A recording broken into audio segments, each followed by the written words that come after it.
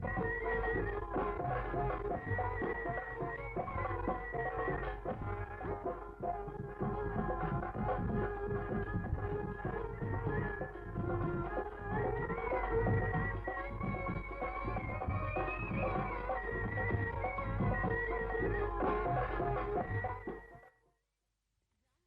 संसार कार्यक्रम सुनने वाले सभी बहन भाइयों को राम राम। श्रोताओं, आज महीने का तीसरा मंगलवार और आज के दिन हमारा विशेष प्रायोजित फोन इन कार्यक्रम होता है गन्ने की पाठशाला और इसके प्रायोजक हैं इंडियन पोटाश लिमिटेड। खेतों में जब पॉलीहेलाइट डाली जाएगी, आवश्यक तत्वों की कमी दूर हो जाएगी, मिट्टी की उर्वरता इससे बढ़ती जाएगी। आईपीएल की पॉलीहेलाइट, आईपीएल की पॉलीहेलाइट, फसलों की जड़ और भी गहरी होती जाएगी, मजबूती के कारण फसलें गिर नहीं पाएगी, फसलों की उत्पादकता को खूब बढ़ाएगी, किसान भाइयों के जीवन में खुशियाँ आएगी। आईपीएल की पॉलीहेलाइट, आईपीएल की पॉलीहेलाइट। मिट्टी की उर्वरता एवं फसल उत्पादन में अद्भुत वृद्धि के लिए प्रसिद्ध बहुपोषक प्राकृतिक उर्वरक आईपीएल की पॉलीहेलाइट, समझदार किसानों की पहली पसंद। आईपीएल की पॉलीहेलाइट। तो जैसा कि हम सभी जानते हैं कि गन्ना हमारे देश की सबसे प्रमुख नकदी फसलों में से एक है और इसमें कीट, रोग और चूहों का जो प्रकोप है वो अक्सर किसानों की मेहनत पर पानी फेर देता है। जी बिल्कुल श्रोताओं, जैसे कि गन्ने की फसल में जो प्रमुख रोग होते हैं लाल सड़न, स्मट रोग, गन्ना पीलिया रोग और इसके अलावा जैसे बात करें प्रमुख कीट top borer, early shoot borer, इसके अलावा और भी जो भी विस्तार से इसकी जानकारी होगी, समाधान होगा, वो हमारे आमंत्रित स्टूडियो में हमारे विशेषज्ञ हैं जो मौजूद हैं। आज हमारे साथ हैं डॉक्टर अवधेश कुमार डागर। आप वैज्ञानिक रह चुके हैं गन्ना अनुसंधान संस्थान मुजफ्फरनगर उत्तर प्रदेश में। और दूसरे हमारे साथ हमारे जो विशेषज्ञ हैं डॉक्टर जितेंद्र सिंह, आप महाप्रबंधक हैं गन्ना सकौती चीनी मिल से। और तीसरे जो हमारे साथ विशेषज्ञ हैं डॉक्टर यूएस तेवतिया, आप मुख्य कृषि वैज्ञानिक हैं इंडियन पोटाश लिमिटेड नई दिल्ली में। और आज क्या हमारा विषय है गन्ने की फसल में कीट एवं रोग प्रबंधन और चूहा नियंत्रण।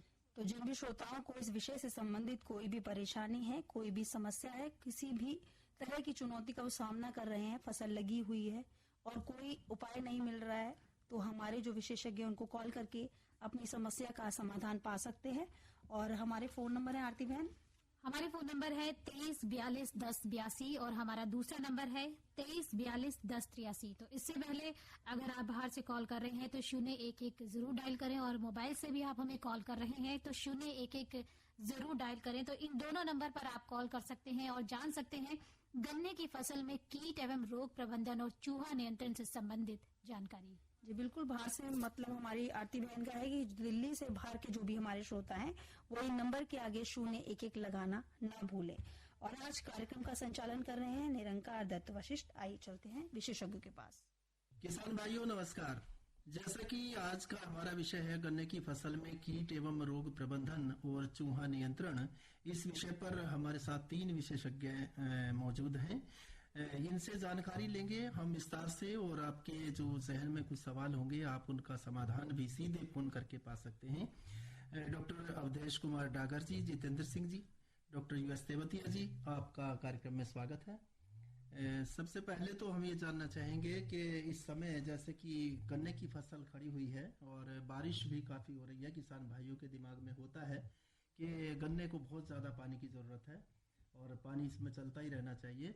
तो ऐसी स्थिति में आप क्या सलाह देंगे कि क्या ऐसे कार्य किए जाने चाहिए कि हमारी गन्ने की फसल बची रहे? डॉक्टर अवधेश कुमार डागर जी। वर्तमान में अगस्त के महीने में बारिश ज्यादा हो रही है और बारिश ज्यादा होने से फिर यह है कि इस समय गन्ने में पानी की वर्तमान में तो आवश्यकता नहीं है, लेकिन जो निचली सतह वाले खेत हैं या जहां पर जल भराव वाली स्थिति है वहां पर पानी शीघ्र से शीघ्र निकालने की किसान भाई प्रयास करें और जितनी जल्दी पानी निकल जाएगा उतना ही फसल आपकी बच पाएगी। अदरवाइज अगर फसल नहीं पानी में नहीं निकलेगा फसल में से तब क्या होगा, जब दिन में धूप निकलेगी और वो पानी गर्म होगा, और पानी गर्म होने के बाद गन्ने की जड़ों को नुकसान पहुंचाएगा। फीजन था वाली परिस्थिति आएगी। ऐसी स्थिति में फसल की बढ़वार पर विपरीत प्रभाव आएगा। और यहीं से ये जो अगस्त का महीना है, यहीं से एक जो पश्चिमी उत्तर प्रदेश में जो सबसे मुख्य गन्ने की जो किस्म है को 0238, इसमें एक रोग भी है, और वो रोग है लाल सड़न रोग का। और लाल सड़न रोग अगस्त के महीने में सबसे ज्यादा तीव्र गति से फैलता है। वो 2 तरीके हैं उसके फैलने के, एक तो बरसात के पानी के साथ भी फैलेगा, और दूसरे नंबर पर वो जो फैलेगा वो उसके स्पोर्स जल से तो जाएंगे ही जाएंगे, जहां पर पानी नहीं है वहां पर अगर उमस हो रही होगी तो वहां पे भी उस रोग की और क्रॉनिक होने की संभावना बनी रहती है। यानी अगस्त के महीने उमस ज्यादा होती है, इस वजह से ज्यादा जी ह्यूमिडिटी जहां 90% मिलेगी और 29 से 31 डिग्री सेंटीग्रेड तापमान मिलेगा, वहां पर इस रोग के और तीव्र होने की संभावना बढ़ जाती है। और जहां तक रोग की पहचान का है प्रश्न है, इस समय गन्ने की तीसरी और चौथी पत्ती ऊपर से आपको किनारों से सूखती हुई या पीली पड़ती हुई दिखाई दे रही होगी, और बड़े टिपिकल तरीके से ये पत्ती सूखती हैं, और दूर से इस रोग को पहचाना जा सकता है। और पास जाके जब आप देखेंगे उस गन्ने को, तो उस गन्ने की पोरी का रंग भी बदल रहा होगा। लाल रंग का हो जाएगा? नहीं, पोरी का रंग पर्पल कलर का हो जाएगा, और जहाँ पे जो ग्रोथ रिंग है वहां से जड़ें भी उसमें से निकलने लगती हैं, और गन्ना की पूरी लंबाई में सिकुड़ती है। और जब आप, ये तो हो गए वाह्य लक्षण, जब आप गन्ने को बीच में से चीरेंगे, चीरने के बाद आपको लाल रंग का गन्ना दिखाई देगा, और साथ में उसमें सफेद रंग के आपको धब्बे भी दिखाई दे रहे होंगे। जैसे ही गन्ने को आप चीरेंगे, उसके अंदर से एक तीव्र अल्कोहल या सिरके जैसी गंध आ रही होगी। अगर इस तरीके के लक्षण आपको वर्तमान में खेत के अंदर परिलक्षित होते हुए दृष्टिगत हो रहे हैं, तो आप ये मान के चलें कि आपके खेत के अंदर रेड रॉट रोग का आक्रमण हो चुका है। तो इसका कारण क्या है डॉक्टर साहब? ये रोग 2 तरीके से फैलता है, और ये पैंडेमिक डिजीज है, और दुनिया के जिन जिन देशों में गन्ना बोया जाता है सब जगह ये फैलता है। ये रोग 2 तरीके से मैंने बताया फैलने का। या तो शुरुआत में ये सीड बॉर्न डिजीज है, और संक्रमित गन्ने की जब किसान भाई बुआई कर देते हैं और लाल गन्ने को उन्होंने नहीं ध्यान करा, छटाई नहीं करी बुआई के समय पे, अब क्या होगा, जब गन्ने को आपने बो दिया और जैसे ही वो गन्ना जमेगा, उसके अंदर जो स्पोर्स हैं उसके, वो स्पोर्स जमीन के अंदर आ जाते हैं। जबकि लाल रंग तो एकदम दिखाई दे जाता है जब काची काटते हैं किसान भाई, तो वो निकाल देना चाहिए, बुआई के समय नहीं बिजाई की जानी चाहिए। हाँ, ये एक बहुत बड़ी सावधानी वहाँ पे बरतने की आवश्यकता है, लेकिन किसान भाई जनरली इस बात पे ध्यान नहीं देते। डॉक्टर तेवतिया जी, इस समय और क्या क्या सावधानी किसान भाइयों को बरतनी चाहिए जो इस समय मौसम चल रहा है? देखिए, इस समय तो डॉक्टर साहब ने बिल्कुल सही बताया, और जो टॉप बोरर पे भी नज़र रखनी चाहिए कि टॉप बोरर की आगे कौन सी ब्रीड आने वाली है, खेतों का निरीक्षण बराबर करते रहें, और अगर पॉसिबल हो तो घास की सफाई करते रहें, और नीचे की पत्तियां उतार दें, तो उससे जो चूहे वगैरह हैं वो भी कम होंगे, साफ सफाई रखें। और मिट्टी सब भाइयों ने चढ़ाई दी होगी, किसान भाइयों ने, तो अब गन्ने का के बंधाई करके उसे गिरने से बचाएं। तो दूसरी बंधाई का टाइम चल रहा है, तो ये सारी चीजें अब किसान भाइयों को करनी चाहिए। अच्छा, बधाई में भी कुछ ध्यान देने की जरूरत है जब बधाई करते हैं गन्ने की। हाँ, पिछला एपिसोड पूरा बधाई पे था, हमने जो दिया था आकाशवाणी में। अगर कुछ भाई नहीं सुन पाए होंगे, मोटी मोटी बातें। हाँ, मोटी मोटी बातें ये है कि देखिए, जो साइंटिस्ट बताते वो बताते पहली बधाई सिंगल मेढ़े को ध्यान में रख के करना चाहिए, लेकिन लेबर उसमें परेशान करती है क्योंकि उसका टाइम ज्यादा लगता है उसमें। तो अगर पहले सिंगल मेढ़े को बांधे, जब पर्याप्त लंबाई हो जाए, पहली बंधाई जो है छाती पे, जब छाती पे आ जाए गन्ना, बन के गन्ना पूरा तैयार हो जाए छाती तक, उसके उसके बाद में पहली बंधाई करनी चाहिए। और दूसरी बंधाई जो है तब करनी चाहिए जब गन्ना जो है सिर के बराबर आ जाए, अच्छा गन्ना, तो वहां पे दूसरी बंधाई करनी चाहिए। दूसरी बंधाइयों में 2 मेढ़ को मिलाकर बंधाई करें। और क्योंकि अगर लंबाई ठीक होगी तो फिर उसमें जो टेढ़ा हो जाता है गन्ना, उसकी संभावनाएं कम हो जाती हैं और गिरने की भी संभावना कम हो जाती है। जो ऐसे पौधे हैं जो जूना के पास में आ रहे हैं, या तो उनको बाहर निकाल दें, उनको बांधे नहीं तो उनका जो है विकास रुक जाएगा, वो बेकार हो जाएंगे बिल्कुल। तो किसान भाई ये ध्यान रखें कि कभी भी जो ऊपर के पत्ते हैं उनको उसके साथ ना लपेटें, जो अगोले के ऊपर से बिल्कुल साफ होने चाहिए। और क्योंकि फोटोसिंथेसिस पत्तियों से होती है, इसलिए उनको ऊपर से खुला रहने दें। नीचे की पत्तियां जो पीली पड़ने लगती हैं उनको जूना में यूज करें। और पिछली बार हमने ये भी बताया, कुछ किसान भाइयों के सवाल आए थे कि अगर हम पत्ती यूज करना ना चाहें तो क्या बाहर से भी मटेरियल ले सकते हैं रस्सी वगैरह बांधने की। तो उसमें ये भी सजेशन दिया गया प्लास्टिक की जो वो है उनको यूज ना करें, और जो सुतली है या जूट की जो रस्सियां हैं या बाण हैं उनको कहते हैं, उनका प्रयोग करें। या अलग से किसी अगर किसान भाई ने धान का पुआल बचा के रख रखा हो तो उसका भी जूना बना के अलग से इस्तेमाल कर सकते हैं। तो डॉक्टर जितेंद्र सिंह जी, जैसे कि जिक्र आया टॉप बोरर का, टॉप बोरर की जो समस्या है ये भी काफ़ी है, क्या पहचान है इसकी और क्या कुछ किया जाना चाहिए? टॉप बोरर करने की सबसे आज की उसमें सबसे ज़्यादा जो कीट है वो टॉप बोरर ही है, जिससे सबसे ज़्यादा नुकसान टॉप बोरर से होता है। इसके लिए इसकी पहचान है कि इसमें छर्रे जैसे, जो पहले तो तितली जो अंडे देगी तो छर्रे जैसे पत्तियों पे धब्बे पड़ जाते हैं, निशान आ जाते हैं जी। और उसे देख के ही पता पड़ती है कि इसमें जो अंडे दे के जो इसका पीपा वो अंदर चला गया, और उसी से ही नुकसान सबसे ज्यादा होता है। और अब जो है किसान भाइयों को ये हुआ है कि चौथी पीढ़ी कि 3 पीढ़ी तो इसकी निकल गई, इसकी 6 पीढ़ी होती है और 5 पीढ़ी तक इसका ज्यादा नुकसान होता है। तो चौथी पीढ़ी के जो तितली है वो अंडे देने की, उसमें अंडे देगी अब 10-5 दिन 5-7 दिन का वो है। और उसके बाद में ये अंधेरे, जब रात चांदनी और अंधेरा होता है ना। हाँ जी, हाँ जी, एक फोन आ गया है। हेलो हेलो, नमस्कार जी। नमस्कार जी, स्वागत है आपका कार्यक्रम में। अपना परिचय दीजिए। मैं सतीश कुमार, भिवानी डिस्ट्रिक्ट, गांव बपोड़ा, हरियाणा। जी सतीश जी, क्या सवाल है आपका? माशाल्लाह तो अच्छी चलती है सर, बहुत बढ़िया चलती है, अच्छी देते हो। आप कार्यक्रम को पसंद करते हैं, इसके लिए आपका धन्यवाद। सोयाबीन में तोता पड़ा है मध्य प्रदेश में। सवाल क्या है आपका? मध्य प्रदेश में सोयाबीन खराब हुई है। आज गन्ने के बारे में हम बात कर रहे हैं, आपका गन्ने से जुड़ा कोई सवाल है क्या? आप तो हरियाणा से बोल रहे हैं, मध्य प्रदेश। चलिए कट।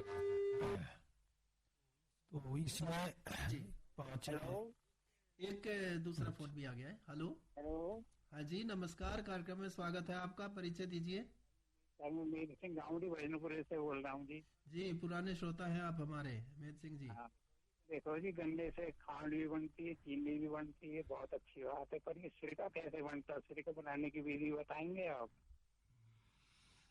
देखिए, सिरका बनाने की बहुत पुरानी विधि है जी। और सिरके का रस लेके उसको अच्छी तरह से छान के और मटके में रखा जाता है, जो मिट्टी का पका हुआ मटका होता है।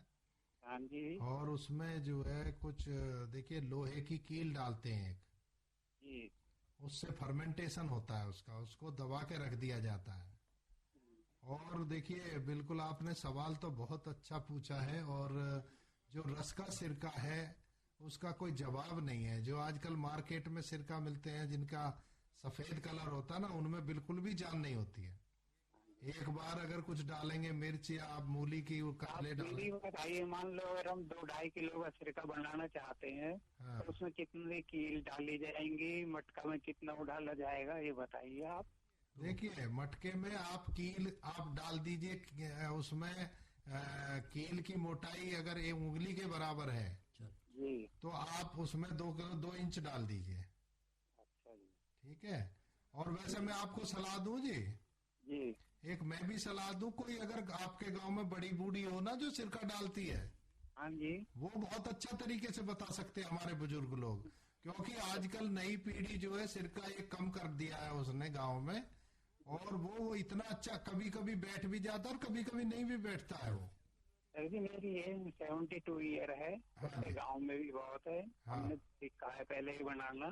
अच्छा तो थोड़ी सी ऐसी आ गई है। तो उसको पहले तो हमारे यहाँ तो उसको मटके में रखते थे, कील भी डालते थे, ढक देते थे और मिट्टी में दबाते थे पहले। बिल्कुल सही कह रहे हैं जी आप, सही कह रहे हैं। और मार्च के लास्ट में जब गर्मी हो जाती तो है, आपसे ज्यादा अनुभवी कौन होगा, हम तो बच्चे आपके आगे हम क्या बताएंगे।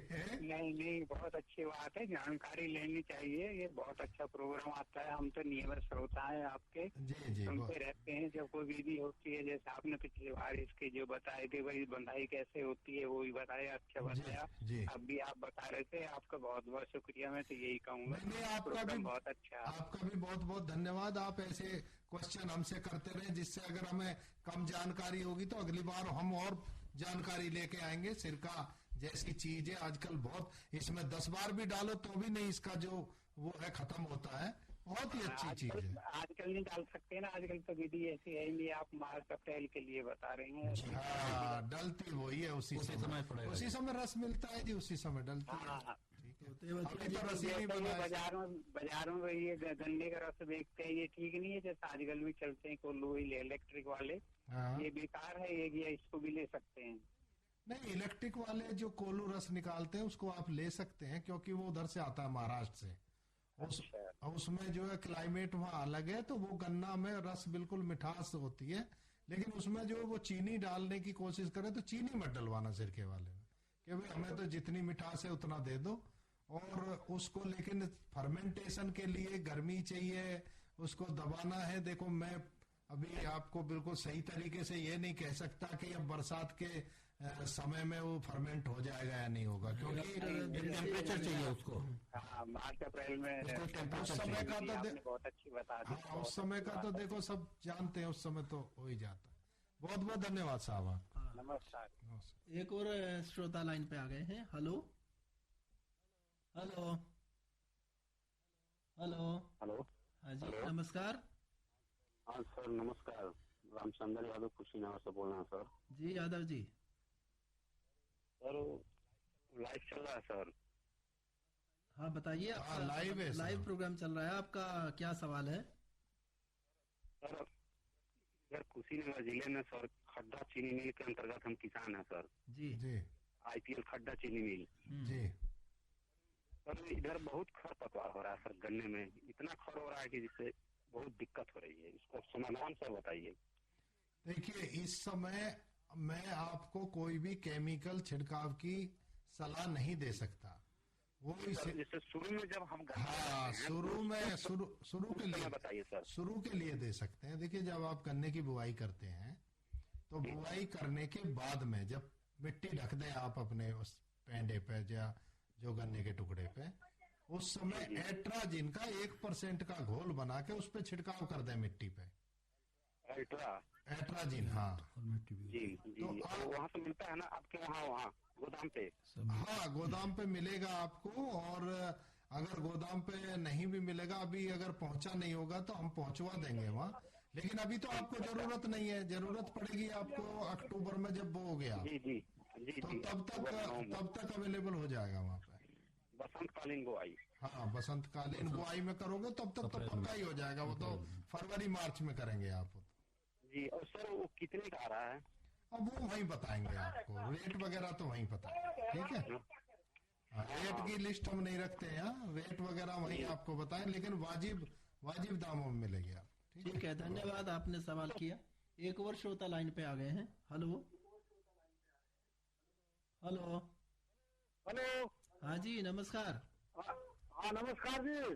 परिचय दीजिए अपना। आप एक तो रेडियो, एक मिनट सुन लीजिए, ग्राम हिमायूपुर मवाना क्षेत्र से, मवाना शुगर मिल के पास। आप रेडियो बंद कर दीजिए, आपकी रेडियो से आवाज वापस आ रही है, आप फोन पे ही बात करिए प्लीज, या धीमी कर दीजिए रेडियो को। ठीक है। हाँ जी, ये तो बोनर बात चल रही थी जी, इसके बारे में पता करना था। हाँ, तो डॉक्टर जितेंद्र सिंह जी, तो ये पीला और लाल पत्ता होगा इसका।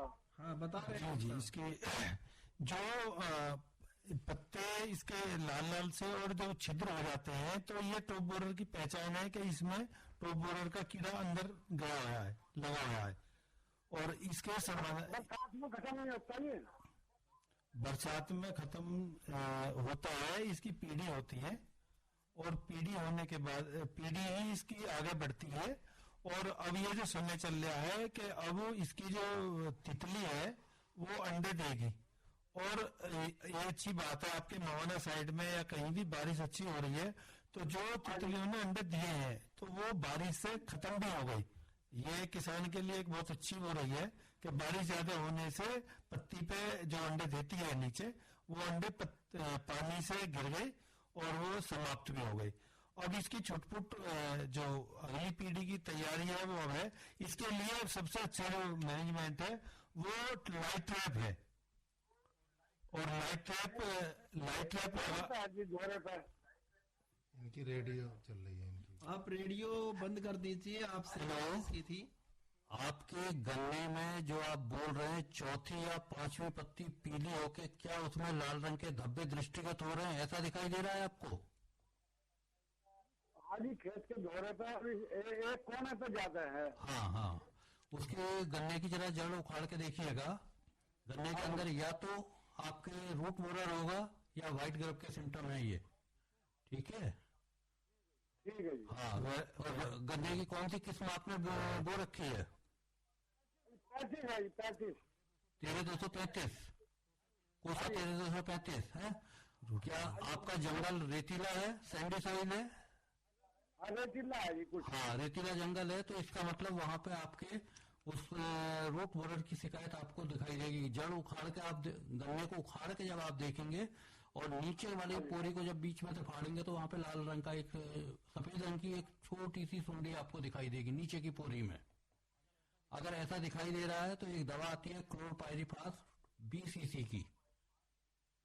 1 लीटर पानी में 2 ml उस दवा को डाल के जड़ों के पास ड्रेंचिंग कर दीजिएगा, ताकि आगे इस कीड़े के नुकसान को रोका जा सके।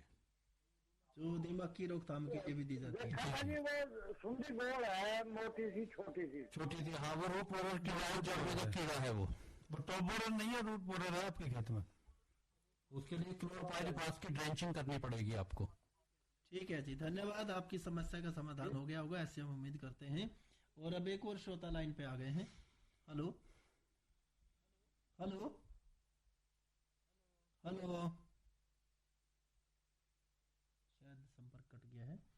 डॉक्टर अवधेश कुमार जी, जो अभी जिक्र किया, सफेद मक्खी की भी समस्या आती है। जी जी जी जी, तो इसकी रोकथाम कीजिए कैसे? वर्तमान में वेस्टर्न यूपी के अंदर सफेद मक्खी का इंसिडेंस इस बार ज्यादा देखा जा रहा। मैं भी कई चीनी मिल क्षेत्रों में गया हूँ, देख के आया हूँ। सफेद मक्खी है। सफेद मक्खी की एक्चुअल में उत्तर प्रदेश में 2 प्रजातियां पाई जाती हैं। एक तो एलिरोवेलेक्स है और दूसरी है नियोम स्केलिया वर्गाई। लेकिन जो पहली प्रजाति है ये जो है ज्यादा दिखाई देगी। इसकी पहचान क्या है? इसकी पहचान ये है। एक श्रोता और लाइन पे आ गए हैं। Hello hello hello hello hello. हाँ जी, नमस्कार। नमस्कार जी। अपना परिचय दीजिए, कहाँ से बोल रहे हैं? मेरा नाम भूदेव सिंह है, जिला अलीगढ़ से बोल रहा हूँ, यूपी से। जी भूदेव जी, हाँ। क्या सवाल है आपका? ये लाइट ट्रैप कहाँ से मिलेगा जी सर, ये पूछ रहा था। लाइट ट्रैप के लिए आपको कुछ नहीं करना है। मार्केट में आप जाएंगे, बहुत लाइट ट्रैप दिखाई दे रहे हैं। या देसी जुगाड़ भी मैं आपको बता देता हूँ।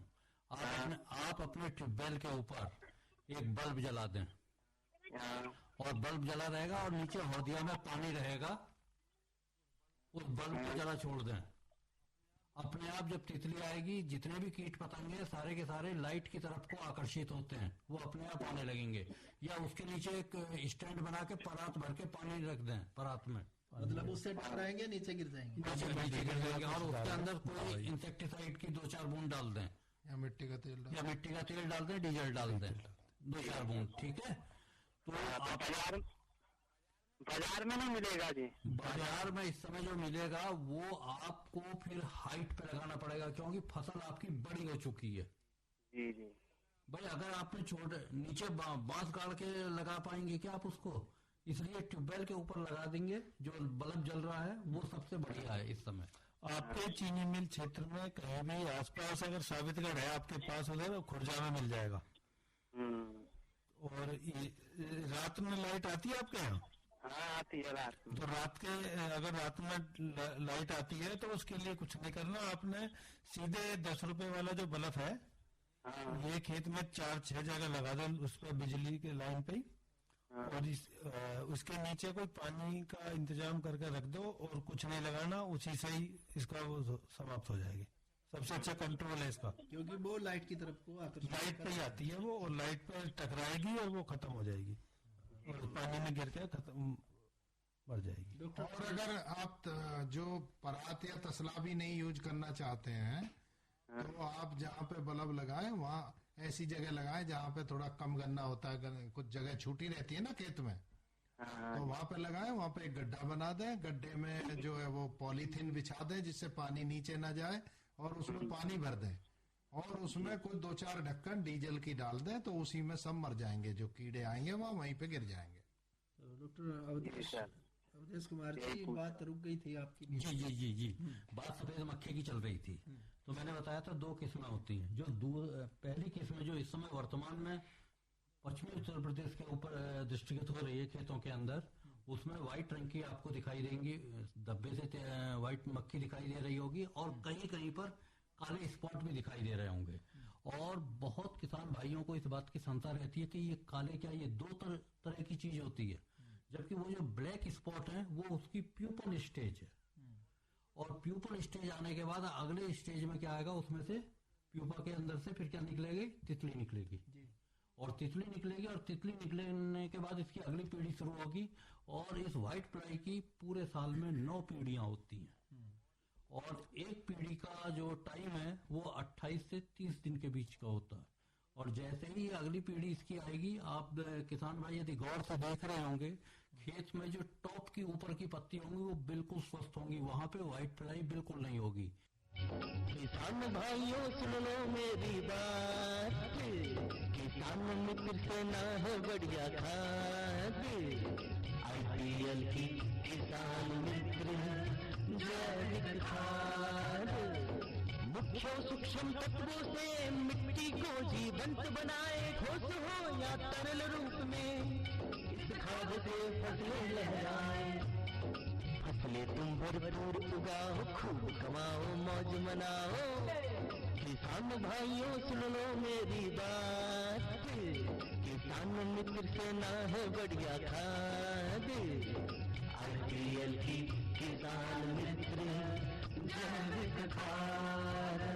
अपने खेतों में हरियाली और जीवन में खुशहाली के लिए हमेशा इस्तेमाल करें IPL की जैविक खाद किसान मित्र, जो कि उपलब्ध है रोहाना कला शुगर मिल पर।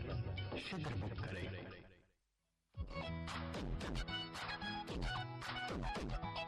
खेतों में जब पॉली हेलाइट डाली जाएगी, आवश्यक तत्वों की कमी दूर हो जाएगी, मिट्टी की उर्वरता इससे बढ़ती जाएगी।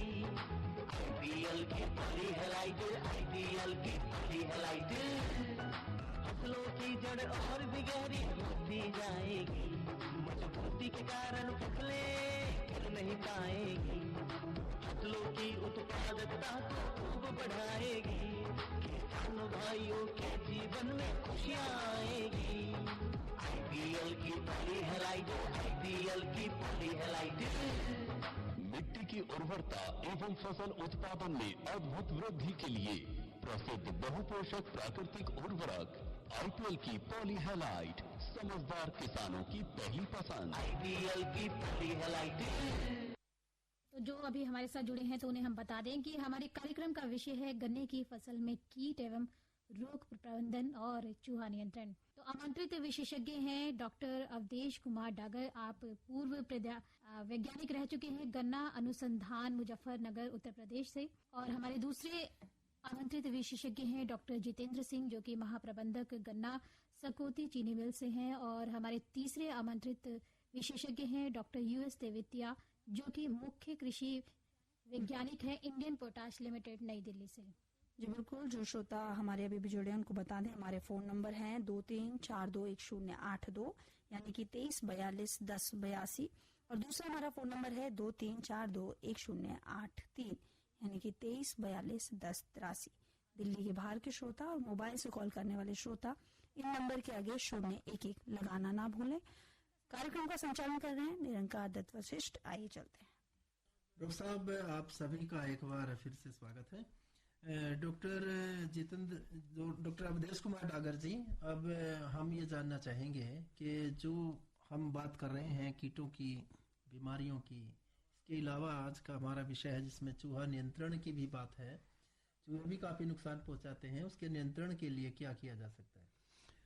चूहा नियंत्रण से पहले जो अभी पीछे बात चल रही थी व्हाइट फ्लाई की, अभी कंट्रोल की बात रहेगी। हाँ, उसको पूरा कर लेते हैं, फिर चूहा नियंत्रण की बात करते हैं। बात अधूरी रह जाएगी अन्यथा की स्थिति में। तो इस समय व्हाइट फ्लाई का इंसिडेंस सबसे ज्यादा है और किन किन कारणों से, क्या क्या उसकी लाइफ साइकिल है, इसका मैं जिक्र कर रहा था। अब बात आती है इसके एक श्रोता लाइन पे आ गए हैं। हेलो हेलो जी नमस्ते। नमस्ते, स्वागत है आपका कार्यक्रम में। गड़गन्ना नई बात से बोल रहा हूँ, घनश्याम जी। घनश्याम जी, ये गन्ने के बारे में पूछना है, किस तरह की बनाई होनी है? कितना बड़ा गन्ना हो गया जी आपका? गन्ना होगा ये, हाथ उठाओ। हाथ उठाओ। एक भी बांधी है? अभी नहीं, एक भी बंधाई करी है कि नहीं? हाँ, कर रहा होगा बंधाई। कौन सी बंधाई है? ये तजुर्बा पत्ता फाड़ के जून बना के बांधता हूँ।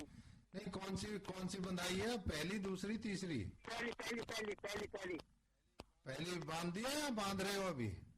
नंबर लगा दिया बांधने का। बांधने का लगा दिया, अच्छा। लेकिन गन्ना कितना ऊंचा हो गया? गन्ना पूरी बन जाती है? आदमी से एक हाथ ऊंचा होगा। वो पहली, अब पहली कर रहे हो, अब तो दूसरी आ जानी चाहिए थी। बताओ, इधर पानी आएगा, डॉक्टर साहब इलाके में पानी भर रहा। अच्छा, गिरी तो नहीं है लेकिन अभी तक? ना गिरी ना, अभी गिरी ना। हाँ, तो फिर तो आप ऐसा करो, दो मेढ़े मिला के ना, और आमने सामने करके, और जून जो आप कह रहे हो सूखी पत्ती उतार के लगा रहे हो? हाँ, नीचे की जड़ की पत्ती उतारते हैं, जून बनाना है।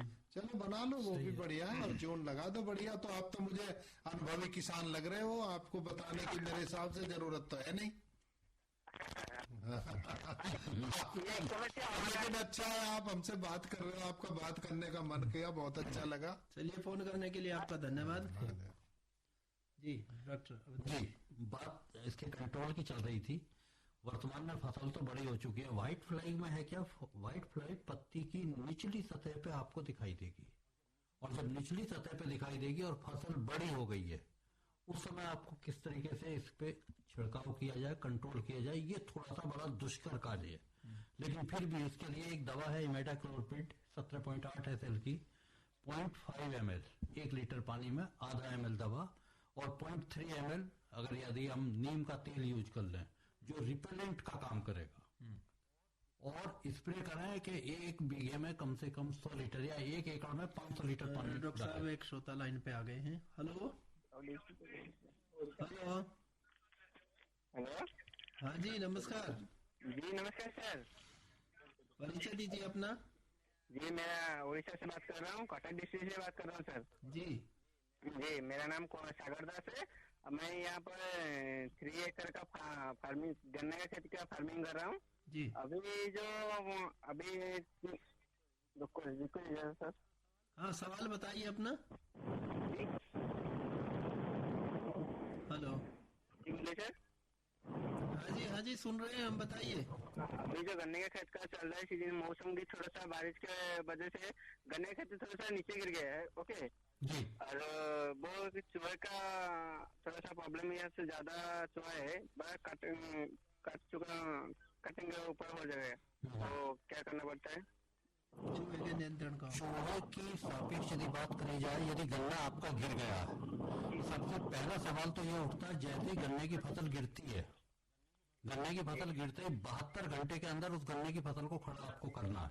अगर गन्ने की फसल को खड़ा नहीं करेंगे तो उसमें से नीचे से रूटिंग हो जाएगी और जो सुक्रोज एकोमोडेशन की प्रक्रिया शुरू हुई है उसका डाइवर्जन हो जाएगा, पहली चीज। दूसरे नंबर पे जब गन्ना गिरेगा तभी उसके अंदर रोडेंट्स का अटैक होगा और वहां पे किसान को दो तरीके से नुकसान होता है, उधर तो वजन कम हो रहा है, उधर चूहे का भी अटैक हो रहा है। और चूहे का जो अटैक होगा, बेंडिकोटा बेंगालाइसिस एक चूहे की, भारतीय चूहे की किस्म है। हाँ, और उसकी जो पूंछ है आप देखिएगा, उसकी पूंछ बहुत लंबी रहती है, आंखें उबली हुई रहती हैं। तो और अब फसल बड़ी हो गई है, गन्ना गिर गया, कैसे चूहे को आइडेंटिफाई करें खेत में, ये भी एक बड़ा दुष्कर कार्य है अपने आप में। अब इसको कंट्रोल करने के लिए एक दवा आती है जिंक फॉस्फेट। अब कैसे आप पहचानेंगे कि उस खेत में किस जगह पे चूहा है? जहां पे आपको सबसे ज्यादा ताजी खुदी हुई मिट्टी दिखाई दे रही होगी, वो रोडेंट चूहा उसी बिल के अंदर होगा। जितनी मिट्टी पुरानी होती जाएगी उस जगह को वो छोड़ता जाता है, नई जगह को पहुंचता जाता है। चूहे की एक आदत होती है कि वो बराबर खुदाई करता रहेगा। अगर वो खुदाई नहीं करेगा तो उसके दांत इतने बड़े हो जाएंगे, वो फिर उसको मर जाएगा, डेथ का उसका कारण बनेगा। अब जिस बिल के पास ताजी की रेडियो चल रही है, उसे बंद कर लीजिए रेडियो को अपने। जी सर। जिस बिल के पास ताजी खुदी हुई मिट्टी है, धीरे से उसकी जो है आप मिट्टी हटाएं और जिंक फॉस्फेट जो दवा है, एक आटे को भून लें और उसकी जिंक फॉस्फेट थोड़ी थोड़ी उसमें बराबर की दवा मिलाकर उसकी गोलियां बनाकर, 1 ग्राम दवा और 49 ग्राम आटा, चाहे तो धान का हो और चाहे वो गेहूं का हो। अच्छा, ये डोज है उसकी। हाँ, ठीक है। और वो गोलियां बना के कागज में लपेट के आपको रखना है। ध्यान रहे, यदि पहली बार में चूहे ने गोली खा ली तब तो खा ली, अगर अदरवाइज चूहा बहुत शातिर है, वो दोबारा में उस गोली को खाएगा नहीं। और दवा रखने से पूर्व ये भी सुनिश्चित कर ले कि खेत के पास पानी ना हो। अगर उसने गोली खाई और गोली खाने के बाद उसके गले को वो चोक करती है, उसको प्यास लगती है और चूहा पानी की तरफ को भागता। अगर उसको पानी नहीं मिलेगा, बिल के बाहर आके वो मर जाएगा। अगर पानी मिल गया तो फिर वो चूहा आपका सरवाइव कर जाएगा। ये टेक्निकल चीज है। और 1 एकड़ के अंदर यदि 15 और 20 चूहे के बिल हैं तो मान लिया जाता है कि वहां पे आपको जो है नुकसान किसान को ज्यादा होने लगा। जी सर। उम्मीद है इनकी इस समस्या का समाधान हो गया होगा। हाँ, तो डॉक्टर साहब आप अपनी बात को आगे जारी रखें। अच्छा, बात व्हाइट फ्लाई की चल रही थी। व्हाइट फ्लाई के लिए कंट्रोल के लिए मैं बात कह रहा था कि 1 लीटर पानी में 0.5 ml इमेडाक्लोप्रिड, 500 लीटर पानी करीब 1 एकड़ खेत में इस समय लगेगा। फसल बड़ी हो चुकी है। जब फसल बड़ी हो गई है और साथ में उसमें थोड़ा हमने नीम का तेल भी डाल दिया, वो रिपेलेंट का काम करेगा। और उसका स्प्रे इस हिसाब से होना है कि गन्ने की पत्तियां तर हो जाएं, और तर तभी होंगी तभी वो दवा पीछे पत्तियों के पहुंचेगी। अगर आपने बाहर से ऐसे दूर से इस पे फुहारा लगा दिया, व्हाइट फ्लाई के पास तक नहीं पहुंची, तो आपका कंट्रोल नहीं हो पाएगा। इसकी जो आपतन की वजह है कि ये व्हाइट फ्लाई क्यों आती है, जो लिटरेचर में देखने से ये भी मिलता है कि जहां पर नाइट्रोजन की कमी या जल भराव या क्षारीय जमीन होती, वहां पे इसका आपतन ज्यादा दिखाई देता है। और शुरुआती दौर में एकदम इंसिडेंस इतना नहीं बढ़ता है, 15 जुलाई के आसपास दिखाई देने लगेगी। जैसे ही ये पत्तियों के ऊपर दिखाई दे, पहला इसका यांत्रिक कंट्रोल यही है कि पत्तियों को, ग्रसित पत्तियों को तोड़कर खेत से बाहर कर दें। अगर उस टाइम आपने ध्यान नहीं दिया तो धीरे धीरे अगस्त के बाद इसका आपतन बहुत तेजी के साथ बढ़ता जाता है। और फिर आपको रासायनिक नियंत्रण पे आना पड़ेगा, चाहे आप इमेडाक्लोप्रिड दवा का इस्तेमाल कर लें या थायोमेथोक्सम एक दवा है 0.5 ग्राम प्रति लीटर पानी की दर से आप स्प्रे कर सकते हैं, या एक पायरीप्रॉक्सीफाइन एक दवा है 2 ml प्रति लीटर के हिसाब से ग्रसित पत्तियों के ऊपर छिड़काव करके आप अपनी फसल की सुरक्षा कर सकते हैं। डॉक्टर जितेंद्र सिंह जी, रूट बोरर के बारे में आप बता रहे थे, तो रूट बोरर के बारे में बताइए हमारे किसान भाइयों को कि इस तरह से मतलब क्या नुकसान करता है ये, किस तरह से इसकी पहचान करें और कैसे नियंत्रण करें।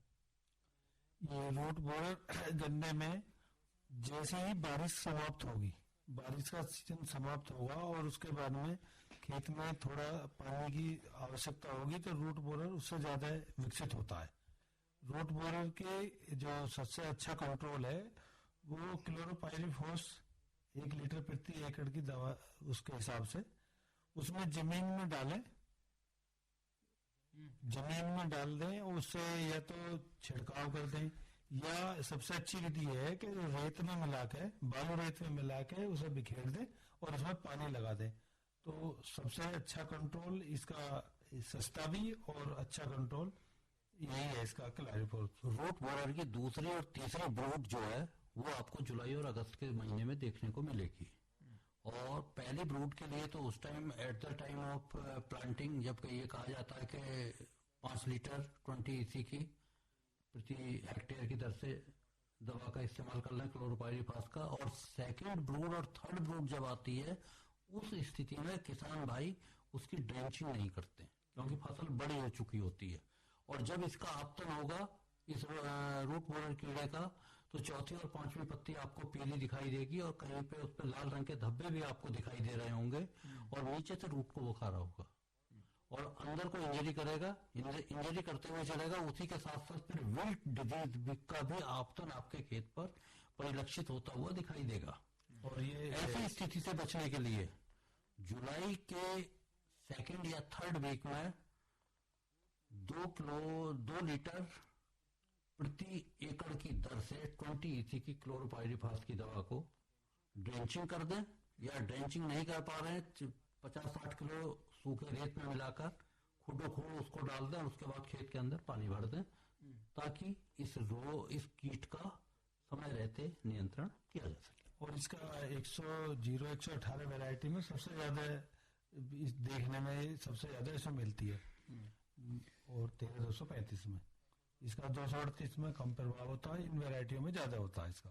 तो इसकी देखभाल उसके लिए ये अपना किसान सतर्क रहे।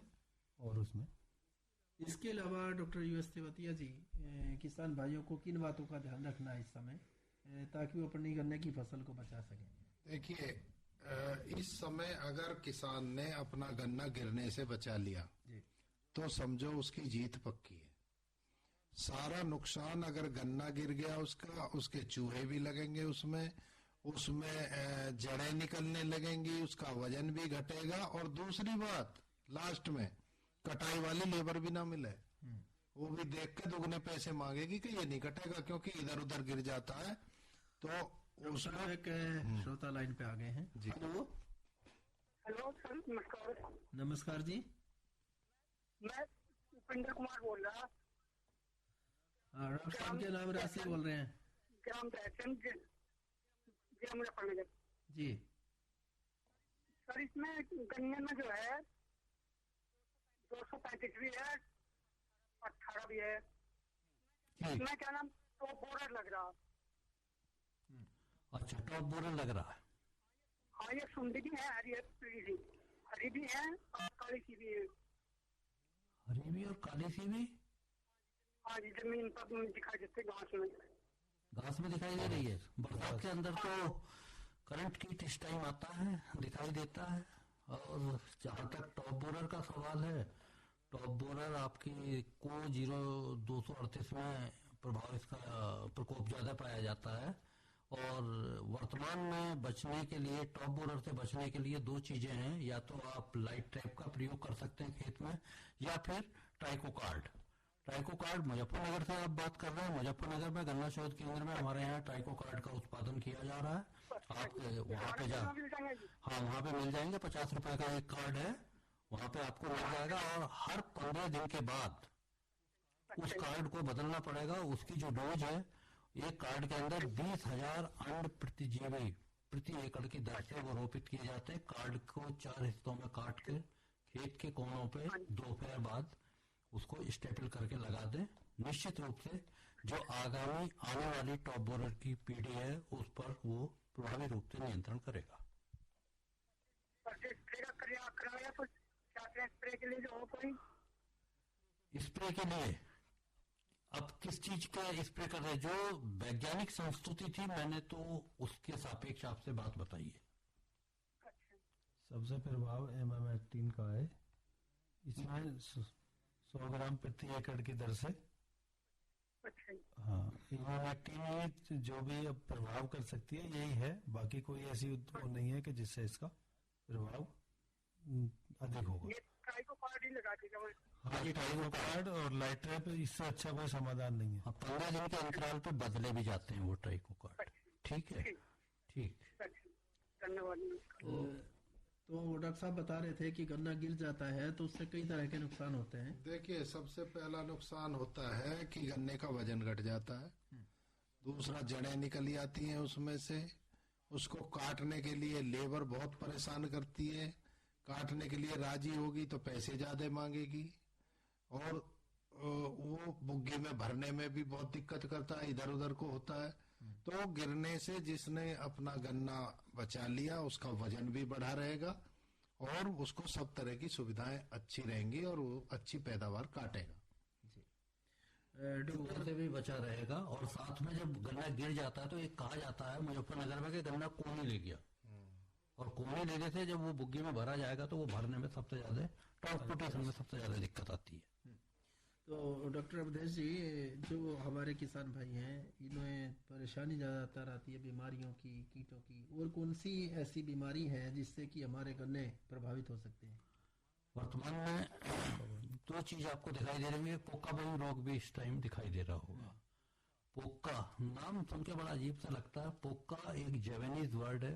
इसका मतलब है चोटी का विकृत हो जाना या चोटी का कुरूप हो जाना।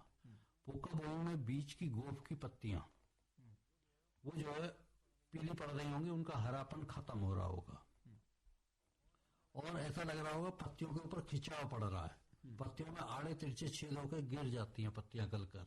उसकी जो क्लोरोटिक स्टेज है। अब इस समय आपको अगर पोका बही आपके खेत में दिखाई दे रहा है, उससे कंट्रोल के लिए जो सबसे बढ़िया रेमेडी है वो ये है COC का स्प्रे 0.2% कॉपर ऑक्सीक्लोराइड। अब बात आती है कि इसकी दवा की। कह देना बहुत आसान है कि COC कह दिया। COC के लिए दवा जो सबसे बढ़िया है वो ब्लाइटॉक्स 50 फंजीसाइड है। ये फंजीसाइड है, यस, कॉपर बेस्ड फंजीसाइड है। ब्लाइटॉक्स 50 1 लीटर पानी में 4 ग्राम दवा। और अगर आपका 500 लीटर 1 एकड़ में आपका लग रहा है पानी, तो 500 के हिसाब से 4 के हिसाब से 2 किलो दवा हो गई। थोड़ा सा उसके अंदर वो मिलाते हैं स्टिकर, सर्फ या शैम्पू डाल दे जिससे दवा चिपक जाए और पानी कम लगेगा, क्योंकि पृष्ठ तलाव पानी का कम हो जाएगा तो पानी भी कम लगेगा। और इस बात का विशेष ध्यान रखें कि दिन वो चुने स्प्रे करने के लिए जब आपको ये दिखाई दे रहा हो। आजकल तो बहुत कुछ मौसम का पता लग जाता है कि एक आध दिन बारिश ना हो। पता चला कि आपने स्प्रे करा और उसके बारिश हो गई तो वहां पे फिर आपको भरपूर फायदा उसका नहीं मिल पाएगा। एक चीज और कहूंगा इसी में कि खुद भी स्प्रे करें, क्योंकि ये एक एयरबोर्न डिजीज है, हवा से फैलने वाली बीमारी है। खुद भी करें, अपने पड़ोस वालों को जो किसान है उनको भी कहें कि आप भी इस दवा का इस्तेमाल करें ताकि प्रभावी रूप से इस रोग पर नियंत्रण पाया जा सके। वैसे ये बारिश अधिक हो रही है तो से अब काफी कंट्रोल है, धुल जाता अपने आप ही, इसका काफी कंट्रोल है। और वो फुक्का बोन के बहुत कम लक्षण है। इस बार फुक्का बोन कम दिखाई दे रहा है, हाँ, क्योंकि बारिश अच्छी है।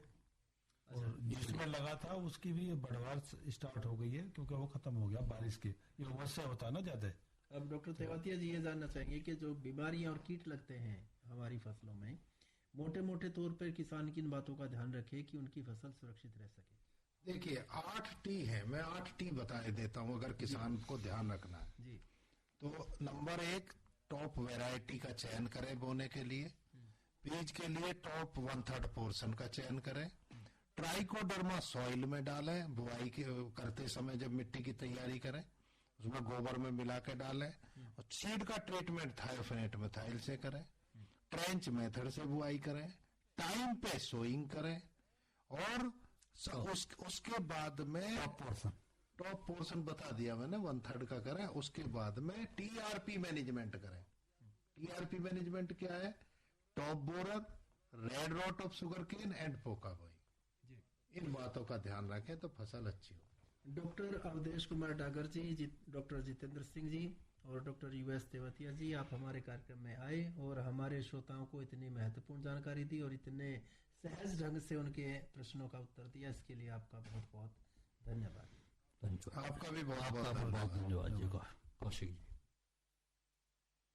तो श्रोता सुन रहे थे हमारा ये कार्यक्रम, प्रायोजित कार्यक्रम था गन्ने की पाठशाला और इसके प्रायोजक थे इंडियन पोटाश लिमिटेड। किसान भाइयों सुन लो मेरी बात, किसान मित्र से ना है बढ़िया खाद। IPL की किसान मित्र जैविक खाद, मुख्य सूक्ष्म तत्वों से मिट्टी को जीवंत बनाए। ठोस हो या तरल रूप में इस खाद से फसलें लहराए। फसलें तुम भरपूर उगाओ, खूब कमाओ, मौज मनाओ। किसान भाइयों सुन लो मेरी बात, किसान मित्र से ना है बढ़िया खाद। IPL की किसान मित्र जैविक खाद।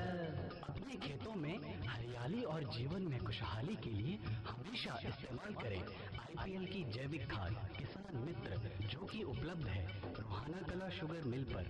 शीघ्र बुक करें।